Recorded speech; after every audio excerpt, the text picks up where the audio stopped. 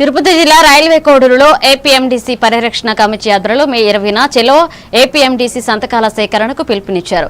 మంగంపేట బైరైటీస్ రక్షణ bulk tender విధానం రద్దు, ఏపీఎండీసీని మరొక 20 ఏళ్లు కొనసాగించాలనే డిమాండ్లు వ్యక్తమయ్యాయి. ఇక కన్వీనర్ కందారపు మురళి పరిశ్రమపై అక్రమ ఎగుమతులు, ఉపాధి నష్టంపై ఆందోళన వ్యక్తం చేశారు.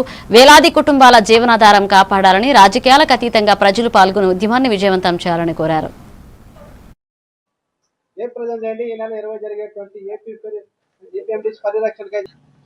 మంగంపేట బరైటీస్ పరిరక్షణ కోసం ఏపీఎండీసీ పరిరక్షణ కోసం ఒక పోరాట కమిటీ ఏర్పడింది. ఆ పోరాట కమిటీ ఆధ్వర్యంలో ఈ నెల 20వ తేదీన చెలో ఏపీఎండీసీ కార్యక్రమానికి పిలుపు ఇవ్వడం జరిగింది. వాస్తవంగా ఏపీఎండీసీ అనేది రైల్వే కోడూరుకి ఒక జీవం లాంటి, ఆఖరికి రాష్ట్రాభివృద్ధికి కూడా వేల కోట్ల రూపాయలు ఈ ఏపీఎండీసీని పణంగా పెట్టి తీసుకున్నటువంటి చరిత్ర ఉంది.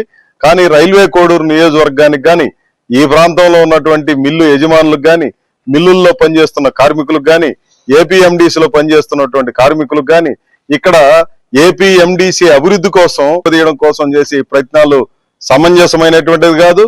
ఇలాంటి ప్రయత్నాలు చేసే వాళ్ళని చరిత్ర కూడా క్షమించదు.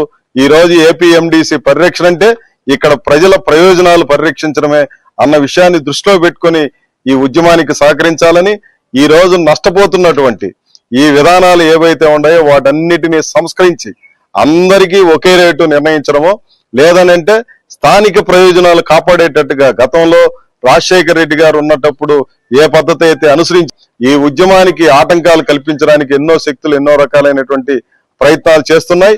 ఈ ప్రయత్నాలన్నింటినీ విరమించుకోకపోతే ఇది ప్రజాగ్రహంగా మారుతుందనే విషయాన్ని మేము స్పష్టంగా చెప్పదలుచుకున్నాం. కాబట్టి ఈ ఉద్యమానికి